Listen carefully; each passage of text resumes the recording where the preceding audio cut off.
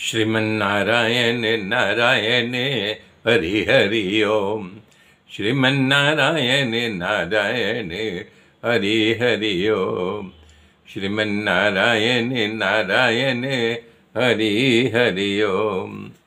विदुर जी कह रहे हैं कि हे महाराज, यदि विद्या मिले तो विवाद नहीं करना चाहिए, धन मिले तो अभिमान नहीं करना चाहिए, और सत्ता मिले तो दूसरों को दुख नहीं देना चाहिए। विद्या मिले तो दूसरों को ज्ञान दो, धन मिले तो दान करो, और शक्ति मिले तो दूसरे की रक्षा करनी चाहिए। विदुर जी के नीति वचन बच्चों को सुन करके सभा में जो है खलबली मच गई। तब दुर्योधन खड़ा होकर के वहाँ पे कर्ण, दुर्योधन, शकुनी, दुशासन सब बैठे थे, लेकिन दुर्योधन क्रोध में आकर के बकवास करने लगा। अरे इस दुष्ट को इस सभा में किसने बुलाया? ये दासी का पुत्र हमारी रोटी खाकर हमारे रोटी पर पलने वाला तो हमारे ही खिलाफ वचन बोल रहा है। अरे इसके धक्के मार करके यहाँ से भगा दो, ये हमारा ही हित कर रहा है। जिस थाली में खाता है उसी में छेद कर रहा है। विदुर का घोर अपमान करके उनको धक्का मार करके उस सभा से बाहर कर दिया गया। यहीं से कौरवों का पतन का कारण बन गया। कभी भी भगवान के भक्तों का अपमान नहीं करना चाहिए। और भगवान के परम भक्त थे, वो बाहर निकल गए। जब विदुर जी ने सोचा कि मैं अब जा रहा हूँ तो धनुष हमारे किस काम का, मैं राजनीति छोड़ दे रहा हूँ, मुझे तो भगवान का भजन करना है। इस संसार में मेरा कोई शत्रु नहीं है, तो इसलिए मैं धनुष लेकर के क्या करूँगा। अब कौरवों का विनाश निश्चित है, ये सब सोच करके धनुष वहाँ सभा के बाहर रख दिए। इसका एक अर्थ होता है, विदुर जी धनुष बाण रख करके ये कहना चाहते हैं मैं निष्पक्ष हूँ, लेकिन हमारी जो है आस्था ये हस्तिनापुर के साथ वफादार है, मैं दूसरों का पक्ष नहीं ले रहा हूँ। विदुर जी ने सोचा कुसंग मिट जाए तो भगवान की ही कृपा है, जिससे मान और मोह नहीं हो साधु का लक्षण है। विदुर जी सीधा सुलभा के पास आए और सुलभा से बोले, आज मुझे कौरवों ने अपने नौकरी से अलग कर दिया।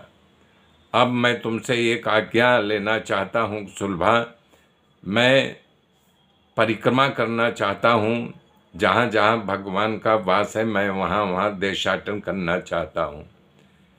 तो सुलभा ने कहा कि आप जा सकते हो। तो विदुर जी ने उनसे आज्ञा ली। 36 वर्ष का संकल्प लेकर के मात्र एक निकोटी लेकर के निकल पड़े।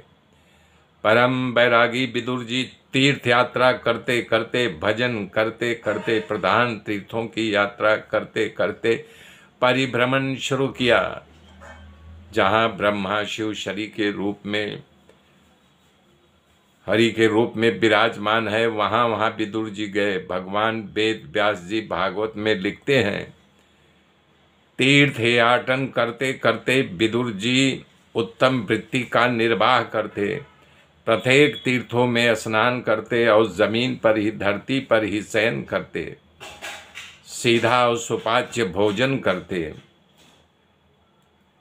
जिससे प्रसन्न हो वैसा वो भगवान खुश रहें, ऐसा वो व्रत करते थे। इस प्रकार के तीर्थ यात्रा करते करते विदुर जी प्रभास तीर्थ यानी सौराष्ट्र में पहुंच गए। तब तक महाभारत का युद्ध समाप्त हो चुका था। ये बात उनको ब्राह्मणों के द्वारा पता चली। पांडव राजा बन गए हैं। ब्राह्मणों के द्वारा ये भी बात सुनी कि पांडवों को राज मिल गया है। ये समाचार सुन करके व्यथित मन से विदुर जी ने कहा कि सरस्वती किनारे आकर के वहाँ स्नान किया। जहाँ जहाँ भगवान का मंदिर था वहाँ वहाँ जा कर के दर्शन करते। ऐसा करते करते समृद्ध सौराष्ट्र में आ गए। वहाँ पर सौवीर, मत्स्य, कुरुंजाल प्रदेश का भ्रमण करके यमुना के किनारे पहुँचे। वहाँ गोवर्धन की परिक्रमा की, जिसको भगवान ने अपने कानी उंगली उठाया था।